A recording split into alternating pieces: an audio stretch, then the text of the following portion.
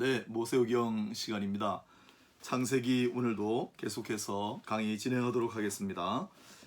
오늘은 홍수의 경과, 홍수 이후, 그리고 창세기 1장부터 11장까지 11장이 바벨탑 사건인데요. 원역사라고 부릅니다. 오늘은 원역사 마지막까지 한번 간략간략하게 정리해 보도록 하겠습니다. 오늘 홍수의 경과, 여러분 성경책 7장에서 8장 참고하시고요. 교재는 42페이지부터 보도록 하겠습니다.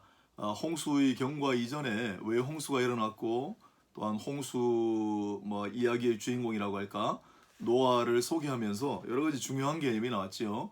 의라든지 은혜라든지 방주를 만드는 고페르나무를 통해 속죄라든지 아주 핵심적이고 중요한 개념이 좀 등장했습니다. 언약도 마찬가지고요. 언약은 오늘 시간에 다시 한번 조금 다루겠습니다만은, 이렇게 창세기에는 성경 전체를 꿰뚫는 중요한 주제들이 한꺼번에 막 쏟아져 나오기 때문에 그 개념들을 파악하시는 것이 굉장히 유익하다, 이런 말씀을 다시 한번 드리면서 오늘 홍수 이야기를 또한 잠깐 살펴보도록 할 텐데, 지난 시간부터 계속 말씀을 드리지만은 여러분, 우주가 창조되고 홍수만 해도 얼마나 큰 사건이었습니까? 이 사건을 홍수 기사가 사실은 6장 노아를 소개하면서 7장, 8장, 9장 성경 석장에 걸쳐 홍수 이야기를 적어놨는데, 이 홍수, 실제 일어난 홍수 이야기를 다 적지를 못합니다. 그렇기 때문에 압축 요약해서 적어놨다 생각하시고 그런 관점으로 접근하셔야지, 모든 사실을 모두 다 여기 다 어떻게 기록하겠습니까? 그러니까 우리가 생각할 때 공룡은 어떻게 했을까, 그런 이야기들이 많이 떠오르시지만, 그러나 이제 성경은 그것보다는 조금 더 구속사적인, 구원론적인 그런 내용들이 더 중요하니까요. 자, 오늘 홍수 이야기 경과 7장 8장 성경을 참고하시고요. 42페이지부터 보도록 하겠습니다. 여러분, 홍수 이야기 보면 구체적인 연대와 날이 적혀 있는 것을 보실 수가 있어요. 홍수 이야기 구체적인 연대기라고 합니다. 그래서 노아 600세 되던 해 둘째 달 7일, 2월 7일 날 노아 가족이 방주에 들어가고, 그 다음에 일주일 있다가 비가 내리기 시작하죠. 그 다음 2주간 정도 비가 내리고 끝이 있다, 이렇게 되어 있습니다. 그 다음에 한 150일 정도 물이 땅에 가득했다 그랬고요. 600세 되는 7월 달에 아라랏산에 머물렀다. 터키 좀 중북 부지방에 있는 산을 가리킨다고 보죠. 그 산봉우리에서 배의 흔적이 발견했다, 이런 옛날 해외 토픽도 있었죠. 그 다음에 11월 달에 까마귀와 비둘기를 날려보내는 그런 역사, 비둘기의 감람나무 이파리를 몰고 오는 그런 이야기가 11월 달, 또 비둘기가 돌아오지 않는다, 그게 11월 달입니다.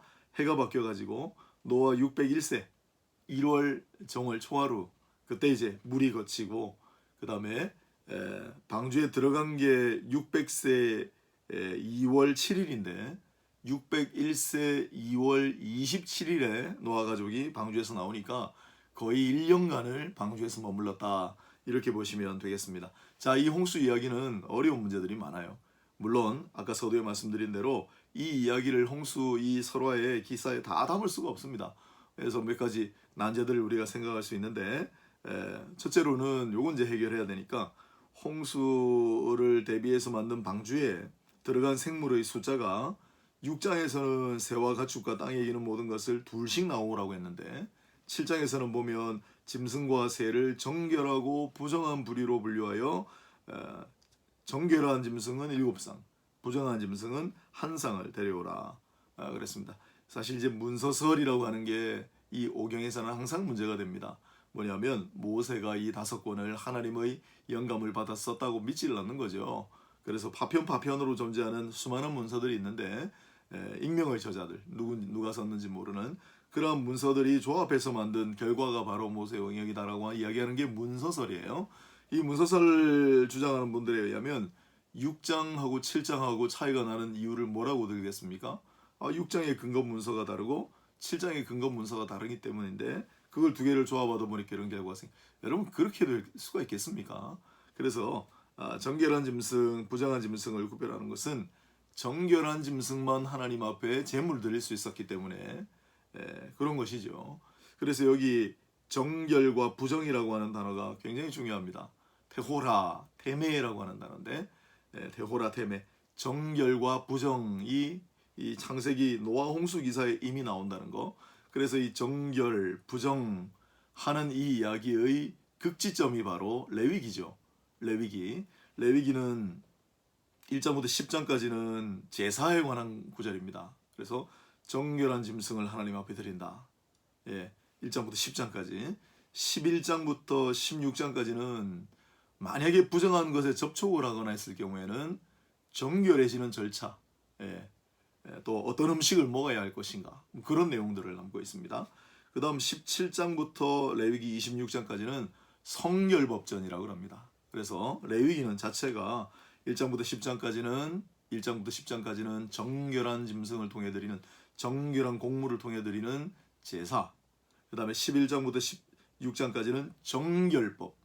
그 다음 17장부터 25장 내지는 26장까지는 성결법이라고 부르는, 그래서 거룩, 정결, 이게 레위기에 이게 정점으로 기록이 되어 있는데, 이미 정결, 부정에 관한 개념은 노아 홍수 기사에 나온다는 거, 이게 참 놀랍지 않습니까? 그래서 정결한 짐승과 부정한 짐승을 구별하는 것은 하나님께 제사로 드리는 제물 관련해서 그렇다라고 이해하시면 될 것 같고, 그 다음에 물이 불어난 높이가 15규빗이다. 여러분 규빗은 잘 아시지만 팔꿈치부터 가운데 손가락까지의 길인데, 이 중근동 지방은 지금도 사람들이 굉장히 길어요.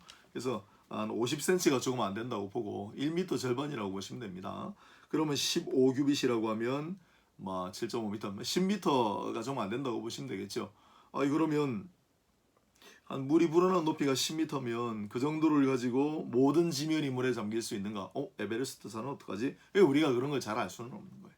그래서 에베레스트 물의 이 땅에서 가장 높은 산보다 15규빗이 더 물이 찼다. 그렇게 보는 견해도 있지만 아무튼 온 땅이 물에 덮였다. 그렇게 보시면 될 것 같고, 그 다음 모든 생물을 한 쌍씩 방주로 드리라 했는데, 여러분 수중생물, 물고기는 어떻습니까?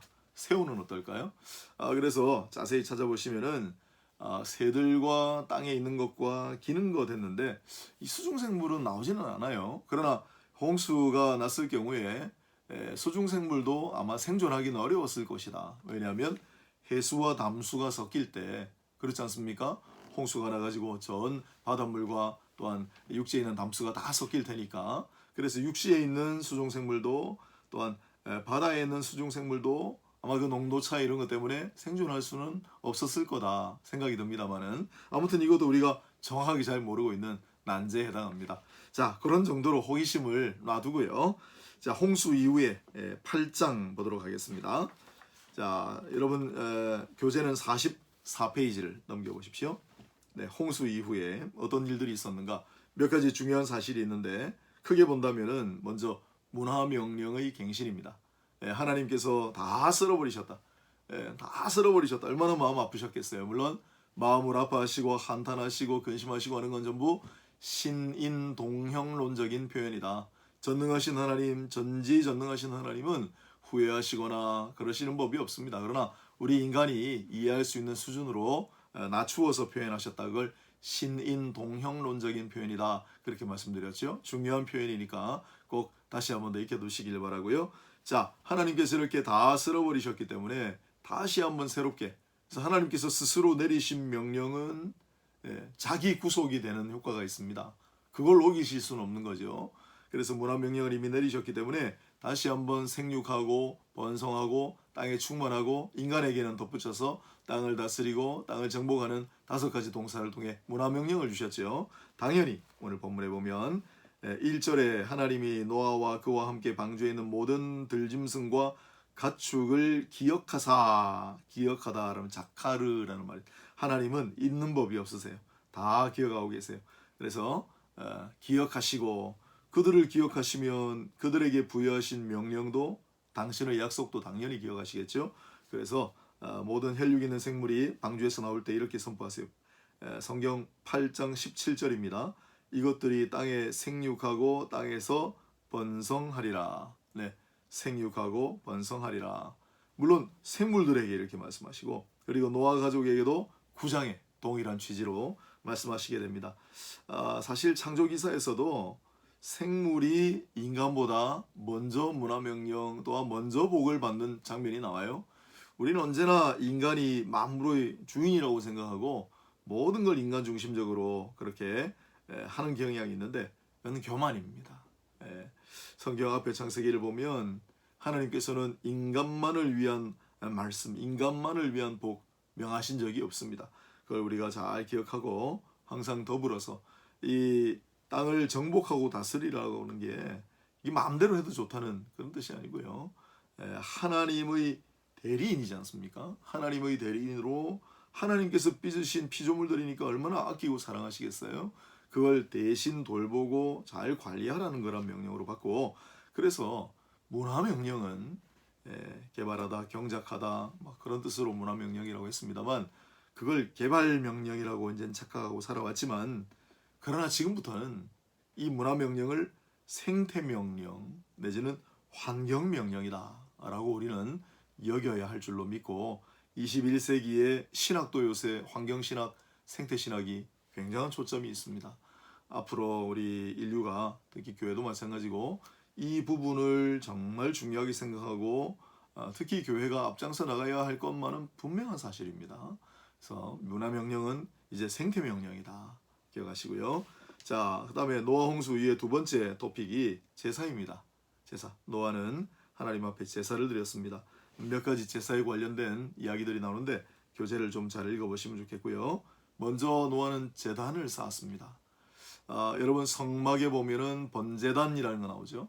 그래서 규격과 재질과 어떻게 제사를 드릴까 하는 것을 구체적으로 말씀해 주셨는데, 그러나 그 출애굽기에 모세를 통하여 성막에 관한 말씀을 주시기 전에 이미 노아는 제단을 만들어 하나님 앞에 제사를 드렸다니까. 이 제단이라고 하는 건 하나님 앞에 제사를 드릴 땐 당연히 전제가 되는 거고요. 출애굽기 19장에도 성막은 뒤에 25장부터 규정이 되어 있습니다. 성막 여러 가지 그 안에 번제단도 들어가 있죠. 그러나 19장에는 너는 제단을 만들 때 돌을 대지 말라, 인위적인 요소를 가하지 말라. 그 제단의 원형적인 제단의 모습이 나와요. 그 원형적인 제단의 모습이 바로 노아가 만들었던 제단, 아브라함이 나중에 하나님 앞에 쌓고 하나님 앞에 제물 드렸던 그 제단을 가리키죠. 그래서 이 제단이라고 하는 건 그냥 있는 거예요. 여러분 우리가 교회당을 짓고 하나님 앞에 예배를 드립니다마는 교회당이 없으면 그러면 하나님 앞에 예배를 못 드립니까? 그렇지 않다는 거죠. 우리가 하나님 앞에 예배 드리는 것이 주된 목적이고, 그 예배 드리기 위해 필요한 것은 어떤 식으로든 존재한다. 그래서 초대교회는 가정교회들이었고, 또 핍박이 심할 때 청교도들은 전부 들판으로 숲속으로 들어가서 다 자리 마련하고 앉아가지고 거기서 예배를 드렸어요. 이 세상 만물 모든 자리가 다 하나님의 만드신 곳, 하나님을 예배하는 자리인 줄로 믿고 하나님께 드리는 제단이다 생각하시면 좋겠습니다. 자, 그 다음에 제단 위에 제물을 바쳤는데 정결한 짐승과 정결한 새, 아까 전에 설명을 드렸고요. 깨끗한 제물이다 이렇게도 말라기서에는 나와 있습니다. 그 다음에 번제, 노아가 처음 드린 제사는 8장 20절에 번제였다. 번제. 물론 가인과 아벨도 하나님께 제사를 드렸지만은 무슨 제사인지 언급이 없었어요. 그러나 이 처음 드리는 제사 마찬가지로 번제가 아니었을까. 이 번제를 드렸다라고 하는 거. 그래서 앞서 말씀드린 비평학자들, 문서설, 현대 해석자들은 아니 레위기에 있는 번제가 왜 이 노아의 이야기에 나오느냐. 그러니까 이건 뒤에 있는 기사를 앞에다가 그냥 카피한 거 아니냐. 그건 말이 안 되는 거죠, 여러분. 번제가 있고 이미 그 다음에 규정하신 거죠. 항상 그렇게 생각하셔야 됩니다. 그래서 번제를 드렸다. 히브리어로 번제라는 말이 재밌습니다. 올라라는 말이에요. 올라. 여러분 번제가 뭐예요? 다 태워가지고 하나님 앞에 그거 모든 것을 올려드리는 제사죠. 공교롭게도 우연히 우리말하고 비슷해요. 올라. 나중에 기도라고 하는 단어가 처음 나올 때도 여러분 한번 눈여겨보십시오. 기도라고 하는 단어의 첫 번째로 등장하는 이 기도하다라고 하는 말이 올라가다라는 뜻이에요. 그래서 성경 앞부분엔 전부 올라가는 거예요. 하나님 앞에 올려드리는 거예요. 제사도 올려드리고 우리 기도도 올려드리고 그렇습니다. 그 다음에 향기를 받으시고 8장 21절에 향기를 받으시고 동물을 태웠으니까 당연히 냄새가 났겠죠. 우리는 조금 다르게 생각할 수 있지만 하나님께서는 이걸 향기로운 냄새다라고 말씀하세요. 요한계시록에 인상적인 구절이 있죠. 요한계시록 제일 마지막 성경 제일 마지막 책 아닙니까? 요한계시록 8장에 보면 성도들의 기도가 향연과 함께 하나님 앞에 올라간다. 그러니까 창세기 성경 첫 권도 성경 마지막 권인 요한계시록도 전부 하나님 앞에 올려드리는, 그리고 하나님 앞에 올려드리는 향기. 그러니까 고린도후서에 우리는 그리스도의 향기라, 그런 말씀이 나오죠. 잘 기억하시고요. 자, 그 다음에 하나님께서 그 기도를 받으신 것은 창세기 8장 21절로 22절에 하나님 말씀 때문에 우리가 확신하게 되죠. 이렇게 되어 있습니다. 그 중심에 이르시되 내가 다시는 사람으로 말미암아 땅을 저주하지 아니하리니 이는 사람의 마음이 계획하는 바가 어려서부터 악함이라. 내가 전에 행한 것 같이 모든 생물을 다시 멸하지 아니하리니 땅이 있을 동안에는 심음과 거둠과 추위와 더위와 여름과 겨울과 낮과 밤이 쉬지 아니하리라. 네, 약속하셨어요. 그런데 이 약속은 조금 있다가 공식적인 약속으로 체결됩니다. 이게 또 중요한데요. 하나님 먼저 말씀하세요. 먼저 말씀하시면 거기에 대해서 확신을 가지고 거기에 대해서 순종하고 나가면 얼마나 좋겠습니까? 그런데 인간은 연약합니다. 그래서 하나님께서는 먼저 말씀하시고 그 다음 언약을 공식적으로 뒤에 체결하세요. 항상 구조가 똑같습니다. 아브라함에게도 창세기 12장에 나타나셔서 말씀해 주셨어요. 13장, 14장도 마찬가지예요. 그러나 정식으로 아브라함 언약을 체결하시는 것은 15장이에요. 시내산 언약도 마찬가지예요. 이스라엘 백성들이 출애굽하고 난 다음에 시내산에 석 달 만에 도착해요. 그리고 그 시내산 자락에서 모세가 십계명을 비롯한 말씀을 받아요. 그리고 하나님께서 여러 가지로 약속하셨어요. 그러나 공식적인 언약의 체결은 24장에 갔어요. 또 뒤에 금송아지 사건으로 좀 하나님 말씀 듣지 않았잖아요. 그때 이제 새로운 언약, 재언약, 언약의 갱신이라고 할까요? 그게 34장. 그러니까 먼저 말씀하시고 뒤에 언약하신다. 먼저 번제를 드렸고 뒤에 번제가 기록된다. 먼저 하나님 앞에 제사를, 먼저 하나님 앞에 기도를 드렸고 그 뒤에 공식적으로 문서화된다. 이게 이제 성경의 기록입니다. 꼭 기억하시고요. 자, 그 다음에 세 번째 중요한 챕터가 피의 복음이에요. 한 장 넘기시면 교재 46페이지에 있습니다. 하나님께서는 노아 가족에게도 9장 1절 문화명령을 갱신하셨는데, 그러나 첫 번째 문화명령 앞에 창세기 앞부분 그때 없던 규정을 덧붙이셨는데 모든 생물들이 너희를 두려워할 것이며 너희의 먹을 거리가 되게 하시겠다. 고기를 먹도록 하셨어요. 그런데 고기를 먹을 때는 피째 먹지 말라고 하는 부가명령이 있어요. 그래서 문화명령의 부가규정으로 피의 복음을 덧붙이신 것이 노아 가족에게 명하신 새로운 문화명령 9장 7절입니다. 이걸 우리는 피의 복음이라고 합니다. 피째 먹지 말라. 생명이 피에 있으니 피째 먹지 말라. 레위기에 많이 나오고요. 특별히 레위기에 17장 11절 구절이 있는데 제가 읽어드리겠습니다. 육체의 생명은 피에 있음이라. 생명이 피에 있으므로 피가 죄를 속하느니라. 네, 생명이 피에 있으므로 피가 죄를 속하느니라. 이걸 피의 복음이다. 이렇게 피의 복음이다. 왜냐하면 이게 왜 진정한 복음이 됩니까?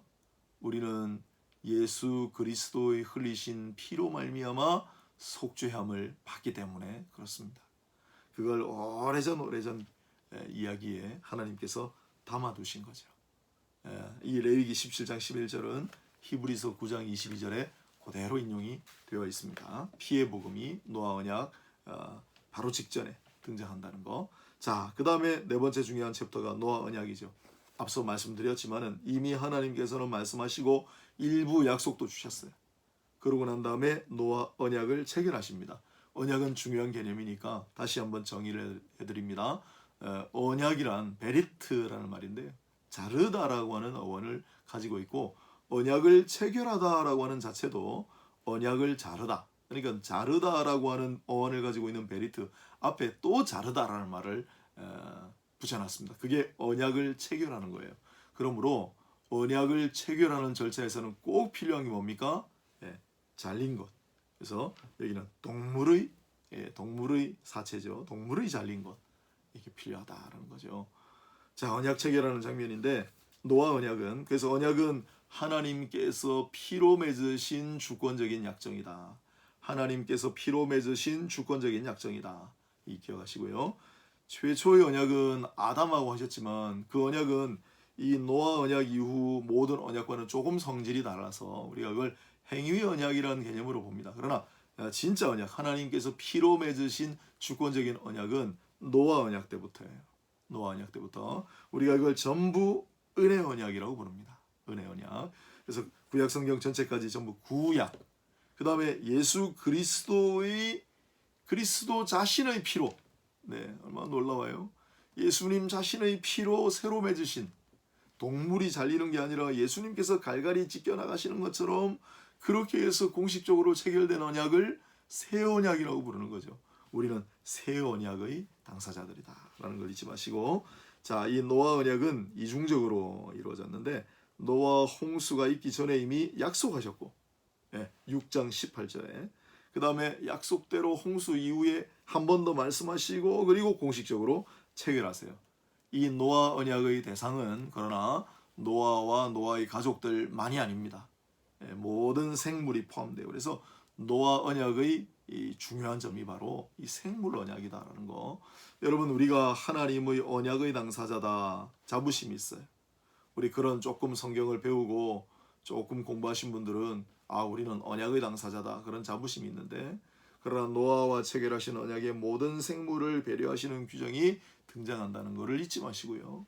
나중에 모세오경이니까 나중에 모세오경 여러분 출애굽기, 레위기, 민수기, 신명기 곳곳에 보면 이러한 생물을 배려하는 규정들이 얼마나 많은지 몇 가지만 예로 들면 여러분 제물을 드리는 초태생이라도 낳은 지 일주일 만에는 하나님 앞에 잡지 말라. 적어도 일주일간은 어미하고 교감하도록. 어미의 젖으로 새끼를 삼지 말라는 구절도 있고요. 길 잃은 가축은 반드시 주인에게 돌려줘라. 또 구덩이 같은 거 조심해가지고 가축들이 그 안에 빠지지 않도록. 예수님께서 뭐라고 하셨습니까? 안식일에 우물에 만약에 가축이 빠졌을 때 그것을 구하는 것이 마땅하다. 여러분 이렇게 생물에 관한, 또 예수님께서 들에 피는 백합화를 보라. 식물까지도 천하 만물 어느 피조물 하나 하나님 눈에 중요하지 않은 게 없습니다. 우리 인간이 교만을 버려야죠. 자, 그 다음에 노아 언약의 내용이 뭐냐? 아까 전에 미리 약속하셨죠. 다시는 물로 홍수로 이 땅을 심판하지 아니하리라. 다시는 모든 걸 멸절하지 아니하리라. 이게 노아 언약의 내용입니다. 자, 그래서 나 하나님과 모든 육체를 가진 땅의 모든 생물 사이의 영원한 언약이다. 9장 16절. 다시 읽어볼까요? 나 하나님과 모든 육체를 가진 땅의 모든 생물 사이의 영원한 언약이다. 영원이라는 말이 등장해요. 처음으로. 영원한 언약이다. 지금 마찬가지예요.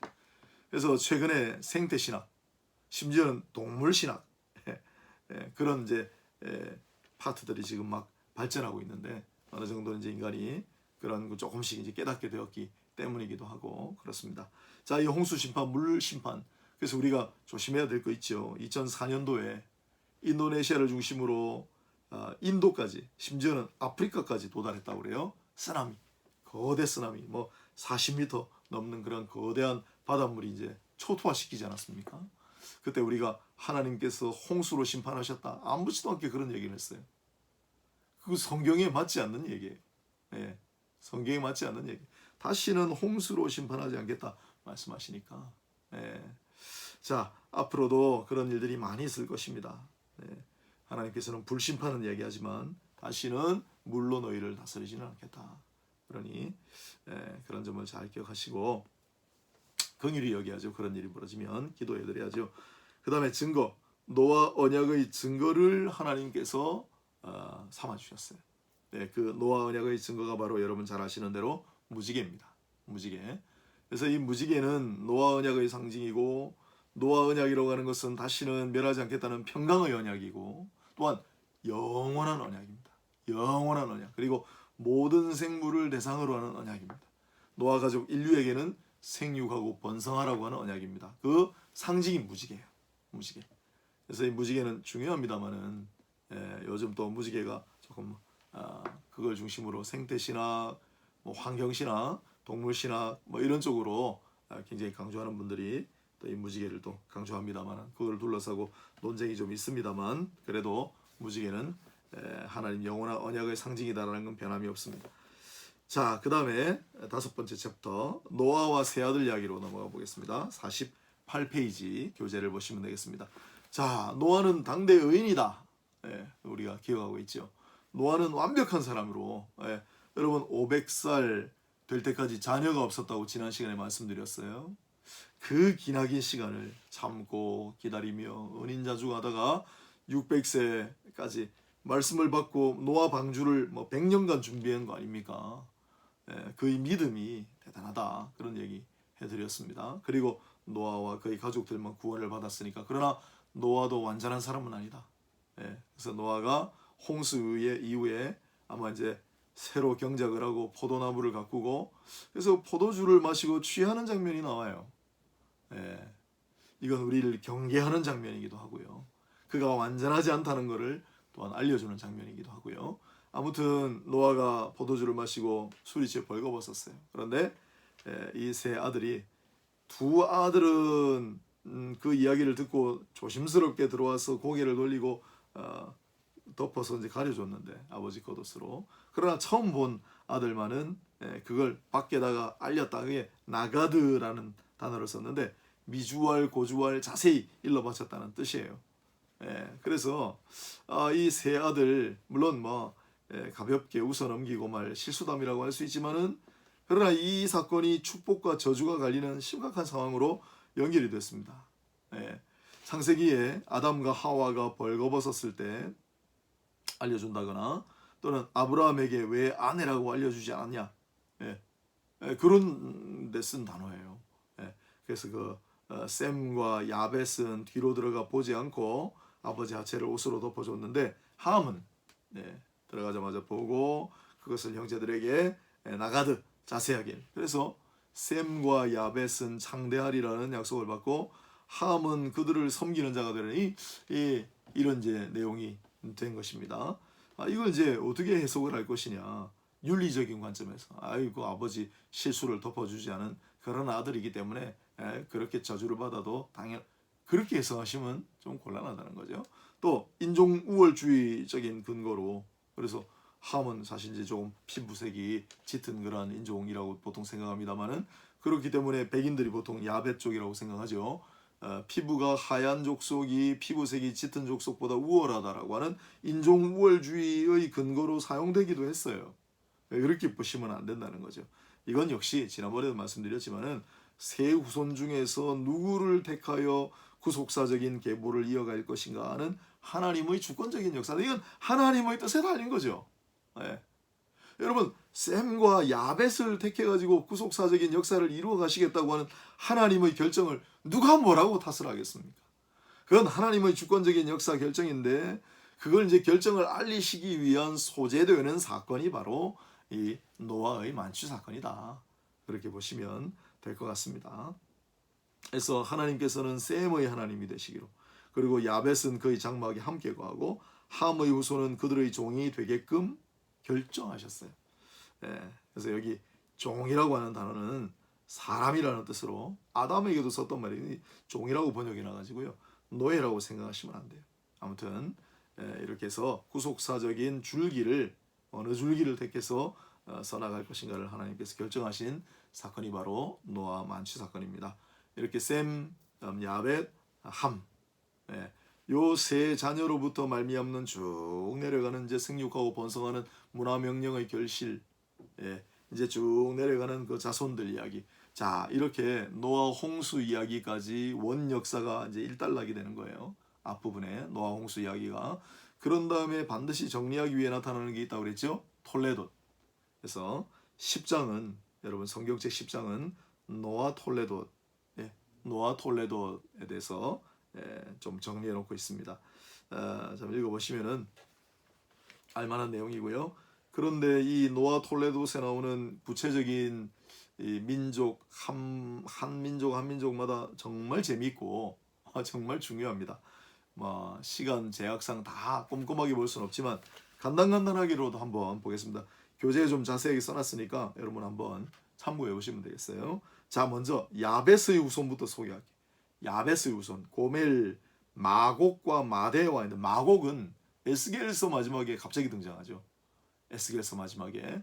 그리고 곡과 마곡의 전쟁 해가지고 에스겔서 뒷부분에 종말론적인 그런 개념으로, 즉 마지막 때, 마지막 심판 때, 종말 때, 이럴 때 일어날 일들의 어떤 전주곡, 어떤 복선, 이런 식으로 사용된 게 바로 마곡이라고 하는 족속인데 야벳의 후손이에요. 자, 그 다음에 야완, 야완이라고 하는 족속에는 이거 깜짝 놀랐습니다. 왜냐하면 이 야완이란 말 좀 풀으면 이오니아가 되거든요. 그래서 터키 땅 해변 쪽에 있는 지방을 이오니아 지방이라고 그래요. 그 터키 땅 해변 쪽에 있는 지방이 이오니아 지방이라고 불리는데 왜 유명해졌냐면 거기가 철학의 발상지예요. 만물의 근원은 물이다라고 했던 탈레스라든지, 우리가 잘 알고 있는 피타고라스 직각삼각형 정리하는 피타고라스라든지, 그들이 전부 그 이오니아 출신이에요. 깜짝 놀랐죠. 철학의 발상지예요. 그 다음에 그 이오니아를 둘러싸고 그리스와 페르시아가 패권을 다투는 게 우리 인류사 초대에 일어났던 어마어마하게 큰 전쟁, 동양 오리엔트와 서양의 전면 전쟁, 그게 바로 페르시아 전쟁이죠.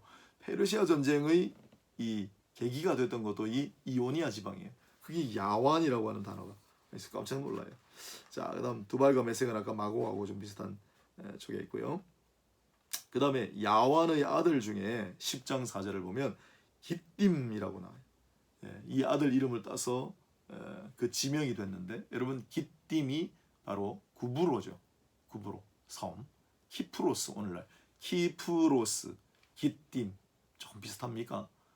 바나바의 고향이었고, 바울과 바나바 일행이 첫 번째로 선교 여행 떠나서 제일 먼저 도착했던 곳 기띔, 구브로.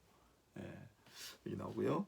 그 다음에 49페이지 함의 후손을 보겠습니다. 함의 후손은 구스와 미스라임과 붓과 가나안이다. 그래서 이 구스는 니무롯을 낳았는데, 구스는 약간 아프리카 북부, 리비아라든지 붓, 리비아, 구스, 보통 우리가 이디오피아라고 생각하죠. 상당히 지금보다는 상당히 약간 아프리카 좀 중북부 지방을 굉장히 많이 차지하는 비중 있는 나라예요. 구스. 자, 이 구스는 니무롯을 낳았는데 그는 사냥꾼인 동시에 세상의 첫 용사라 불린 10장 8절 용사란 말이 중요합니다. 용사. 이 용사는 깁보르라는 말이에요. 깁보르. 꼭 기억해 놓으셔야 돼요. 깁보르. 깁보르란 말은 앞으로 계속 등장합니다. 그런데 단순히 힘만 세다고 해서 이 깁보르라고 하는 단어 등장하는 것이 아니라 유력한 사람이라고 번역할 때가 있어요. 그게 누구냐면 루스의 남편 보아스, 또한 사울의 아버지도 유력한 사람, 전부 깁보르예요. 깁보르. 물론 다윗이 죽였던 골리앗, 그도 깁보르라고 합니다만은, 그러나 단순히 힘이 세고 크고 용맹한 사람을 가리키는 것이 아닙니다. 유력한 사람. 그래서 누가 과연 진정 용사인가? 깁보르. 그래서 이 깁보르가 쭉 이어져 나갈 때 결국은 깁보르 중의 깁보르가 누구냐? 그게 바로 그리스도시다라는 거예요. 깁보르 중의 깁보르가 누구냐? 그게 그리스도시다라는 거예요. 물론 이 깁보르 하일이란 말이 있습니다만은 이건 남자에게만 붙이는 말이 아니라 여성에게도 붙여요. 여성에게는 붙일 때는 잠언서 31장에 현숙한 여인으로 나와요. 그러니 힘만 세고 용맹할 때만 쓰는 단어가 아니라 유력한 자. 구속사적으로 뭔가 중요한 역할. 루스의 남편 보아스, 예수님의 족보 직계, 다윗의 직계 아닙니까? 또 사울 왕 아버지, 그것도 왕으로 오신 예수님 다윗 왕이 이어갑니다만은 그 왕의 어떤 그 왕가를 상징하는 말이고요. 그래서 불완전한 깁보르들이 결국은 예수 그리스도로 말미암아 진정한 깁보르로 완성된다, 그런 의미에서 이 용사라는 말이 중요합니다. 그래서 이 인간 깁보르, 처음에 등장하는 인간 깁보르, 이 니무롯이 건설하는 게 바벨이잖아요. 인간 깁보르와 결국은 그리스도의 깃보르. 예. 그래서 인간의 깃보르가 아무리 용맹하고 힘이 세고 그들이 역사를 뭔가 이루려고 쟁취를 하려고 노력을 해도 결국은 그리스도의 깃보르가 이루신다. 그게 이제 성경의 구도다라는 거죠. 그 다음 함의 자손 중에 시돈과 헷과 여부스와 아모리와 기르가스와 히위와 알가, 신, 아루와 스말, 하마 쪽 속이 등장하는 게 바로 가나안이에요. 이 가나안이란 말이 이제 등장하는 거죠. 가나안. 가나안은 훗날 이제 뭐 우리가 가나안 땅 하지 않습니까? 그리고 가나안 지방의 7부족, 뭐 6부족 이렇게 얘기할 때가 있죠. 6부족이라고 쓸 때도 있고 7부족이라고 쓸 때도 있어요. 그게 기르가스라고 하는 게 들어가면 7부족, 기르가스가 빠지면 6부족. 그래서 가나안 땅을 나중에 6부족이 차지한 땅을 너희에게 주리라. 그게 모세에게 약속하신 출애굽 이후에 그 이제 명령이 가나안과 관련이 있죠. 다음에 시돈이라고 하는 곳이 나오는데 이 시돈은 고대 페니키아의 근원입니다. 그래서 깜짝 놀라게 되죠. 페니키아 제국은 여러분 잘 아시는 대로 해상 제국이고 중개무역으로 발달했고 오늘날 우리가 쓰는 서구에서 쓰는 알파벳 그리스어, 라틴어, 지금 오늘날 영어, 프랑스어 뭐 서구 알파벳의 원형이 되는 문자를 만들어낸 민족이 페니키아 민족이죠. 그리고 이 페니키아 민족이 원래 장사꾼들이기 때문에 이 사람들이 원래 가나안이라고 불린 사람들이에요. 가나안이 장사치라는 뜻이기 때문입니다. 그래서 이 함의 후손 중에 시돈이 등장하고 헷은 히타이트족, 인류 최초로 철을 사용한 민족이다라고 알려져 있어요. 그런데 이 헷 족속이 앞으로 계속 나올 거예요. 아브라함 때도 나오고 야곱 때도 나오고. 그래서 아니 그 헷 족속, 히타이트 족속이 이렇게 중근동 가나안 땅까지 아브라함과 야곱과 함께 이렇게 교류할 만큼 그렇게 세력을 여기까지 펼쳤단 말인가 믿을 수가 없다라고 많이 이야기했습니다. 헷 족속은 아마 성경이 그냥 만들어낸 가공적인 부족일 거라고 얘기했어요. 그러나 20세기에 들어와서야 그것도 20세기 중반쯤 들어와서 이 헷 족속의 거대한 유적이 다 발굴이 돼요. 이게 가장 최근 거대 유적이에요. 그래서 우리가 히타이트족의 지금 그 영역과 그들의 역사를 지금 다 알게 됐어요. 성경이 정확한 기록이었던 거죠. 이게 중요합니다. 그 다음 아모리는 함무라비 왕으로 유명한 고대 바빌로니아. 우리가 성경에 알고 있는 바빌로니아는 신바빌로니아, 옛날 바빌로니아가 있어요. 그게 아모리 족속이에요. 그 다음에 셈은 에벨 온 자손의 조상이다 라고 나와요. 셈. 그래서 에벨 온 자손의 조상. 에벨이란 말이 여기 셈의 후손이라고 일컬어지기도 한 동시에 그 단어 자체가 건너다라는 말이에요. 그래서 이 건너다라고 하는 에벨이라고 하는 말에서 히브리라는 말이 나왔을 것이다. 굉장히 이제 유력한 개념입니다. 그래서 이 셈은 히브리족의 유대민족의 직계가 된다. 그 이외에 셈의 자손으로 엘람, 이란이죠. 아수르, 오늘날 이라크, 아르박삿, 룻, 아람, 오늘날 시리아입니다. 그래서 시리아, 이란, 이라크 이게 전부 반계혈족이 돼요. 유대민족과 반계혈족이 됩니다. 그런 게 셈의 계열이다. 그래서 이 에벨과 관련해서 에벨이 두 아들 벨렉과 욕단을 낳았는데 그때 세상이 나뉘어졌다. 이건 어쩌면 이제 우리가 에벨 문명이 초기에 있었을 것이다 그렇게도 주장하고 있거든요. 에벨 문명은 아직까지 시체가 다 안 밝혀졌습니다만은 그 에벨 문명 초기 원래 원시 문명이 나뉘어진 결과를 써놓은 거 아닌가, 성경 속에 흔적으로 남겨놓은 거 아닌가. 앞으로 밝혀질 거예요. 언젠가는 다 밝혀질 줄로 믿습니다. 그러나 우리가 아직 모르는 게 너무 많아요. 그렇지만은 성경은 그런 걸 흔적으로 남겨놓았다. 아멘. 자, 그다음 11장 바벨탑 사건. 역시 아까 그 용사. 그래서 니므롯 그리고 시날 땅이 등장해요. 시날 땅은 유브라데스 강과 그다음에 티그리스 강이 합치는 하류 지방 그 사이에 있는 비옥한 땅을 말합니다. 거기에 니므롯 용사들이 가서 바벨탑을 쌓기 시작하죠. 바벨탑을 쌓는 이유는 휘브리스, 교만, 즉 하나님처럼 되고자 하는 마음 내지는 스스로 하나님처럼 되고자 하는 욕망, 스스로 신이 되고자 하는 생각, 그걸 휘브리스라 그래요. 휘브리스. 그래서 높이 쌓아서 스스로 하늘로 올라가고자 하는 욕망을 드러냈습니다. 그런데 하나님께서 그걸 보시고 내려오셨어요. 우리가 내려가서. 그래서 여기 우리라고 하는 말이 등장해요. 우리. 이것도 아마 삼위일체 개념의 흔적일 것이다. 근거다. 이렇게 보죠. 그 다음 내려간다. 강림이란 말. 야라드. 하나님의 강림이란 말이 여기 처음 등장해요. 하나님께서 여기 처음 강림하세요. 그 다음에 출애굽기에 보면 시내산에 강림하세요. 그 다음에 이사야서 마지막에 보면 다시 강림하시리라. 그래서 그 약속하신 대로 또 이미 보여주신 대로 강림하신 분이 예수님이에요. 그리고 훗날 다시 강림하신다고 말씀해요. 그 강림하신다라는 말이 오늘 이제 여기 처음 등장하는 거죠. 일단 우리란 말이 있고, 그 다음에 50페이지 교재를 보시면 셈과 데라의 톨레돗이라고 제가 적어놨습니다. 또 톨레돗 사건이 하나 나옵니다. 바벨탑을 마무리하고 톨레돗. 바벨탑은 결국 하나님께서 못하게 허물어 버리셨죠. 그리고 온 땅으로 지면으로 인류를 흩으셨다. 언어를 혼잡하게 해서 더 이상 언어가 통하지 않도록 했다. 우린 잘 모르는 내용이에요. 그러나 초창기에는 아마 그 고대 신적 언어가 있지 않았을까. 어쩌면 유대 민족들이 썼던 히브리어 그 원래 원형이 모든 인류가 썼던 그러한 신적 언어가 아니었는가 그런 생각하게 되죠. 아무튼 언어가 혼잡하게 되고 지면의 땅 사람들이 흩어지는 것을 결국은 바벨탑 사건으로 말미암아 그런 일이 일어나게 됐다는 거죠. 자, 그러고 난 다음 마무리하고 셈과 데라의 톨레돗으로 끝을 맺습니다. 이 셈과 데라의 톨레돗은 쭉 이어서 아브라함까지 연결되니까 그래서 의미가 있는 톨레돗입니다. 창세기 11장 원 역사는 셈과 데라의 톨레돗 두 개로 끝이 나는데 노아의 일대 후손인 셈은 100세 늦은 나이에 아르박사스를 낳아요.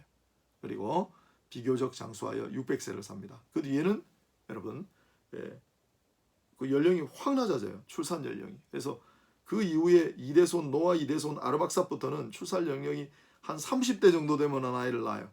그리고 비례해가지고 수명도 점점 짧아져요. 홍수 이후에 그렇습니다. 그래서 오래 살면 아마 출산 연령도 그만큼 조금 지금 우리가 경험하고 있는 거 아니겠어요? 지금 우리 생존 연령이 지금 많이 늘어났고 그 다음에 결혼도 이제 예전보다는 다 늦게 하고 지금 출산 연령도 조금씩 높아지고 있죠. 참 신기하죠. 자, 연대를 가만히 보면 셈의 후손들 중에 셈이 사망한 이후에 죽은 사람은 에벨 혼자뿐이에요. 8대 손에 해당하는 아브라함의 아버지 데라 역시 셈이 죽기 전에 사망. 셈이 굉장히 오래 산 거예요. 그 이전에 그 셈의 후손들이 다 먼저 죽은 거예요. 그러니까 셈은 노아의 직계이기 때문에 아마 그 이어져 내려오던 그걸 이제 마지막까지 조금 영향을 받은 것 같고 그 이후는 다 일찍 죽습니다.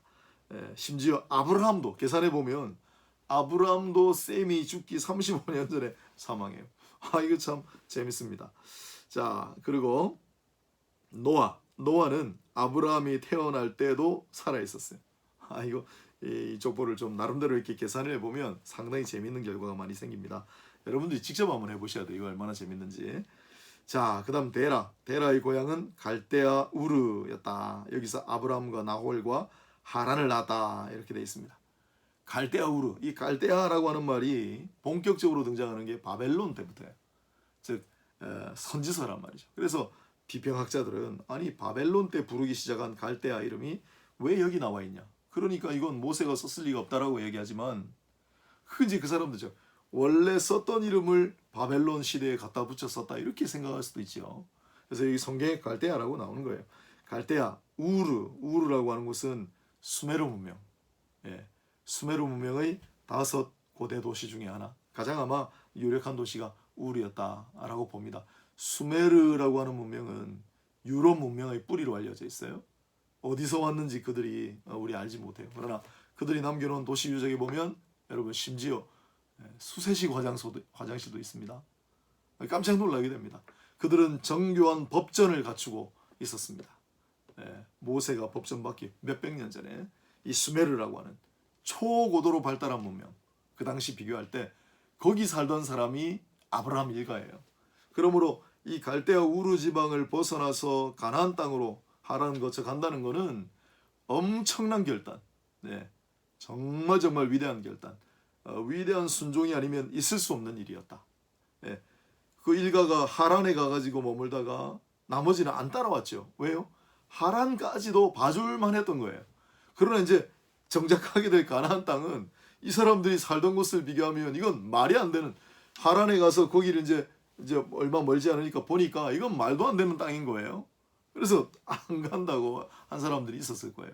그러나 아브라함은 끝까지 하나님 말씀 순종했다. 그렇기 때문에 위대한 이제 순종이 되는 거죠. 자, 이 갈대아 우르 수메르 문명은 발굴된 게 역시 19세기 말. 그때까지도 수메르 문명의 실체에 대해서 몰랐어요. 그래서 아브라함이 갈대아 우르에서 살다가 왔다는 거, 이걸 사실 사람들이 그 당시에 그 갈대아 우르에 뭐가 있나 생각했어요. 그런데 실제로 뭐 아브라함 때부터 계산하면 거의 4,000년 뒤에 유적이 발굴이 되면서 수메르가 이렇게 뛰어난 문명을 가지고 있었구나. 그러면서 아브라함 일가가 거기 살았구나. 그거 우리가 알게 된 거예요. 하나님의 말씀입니다, 여러분. 1.1획도 오류가 없는 하나님 말씀. 그 하나님 말씀. 그러나 오늘 이제 원역사 11장까지를 정리합니다만은 교재를 또 읽어보시기 바라고요. 이 원역사의 내용을 우리는 정확하게 몰라요. 아직도 확실하게 아는 거, 확실하게 모르는 거 몇 가지 있어요. 하지만 그런 겸손한 마음을 가지고 하나님 말씀이다 생각하고 늘 하나님 말씀으로 은혜를 받고 또한 하나님 말씀 안에서 순종하며 하나님을 찬양하며 살아가시는 복된 여러분들이 다 되시기를 주님의 이름으로 축복해 드립니다. 자, 오늘은 원역사까지 오경 창세기 편을 마치도록 하겠습니다. 감사합니다. 수고하셨습니다. 좋은 하루 되시기 바랍니다.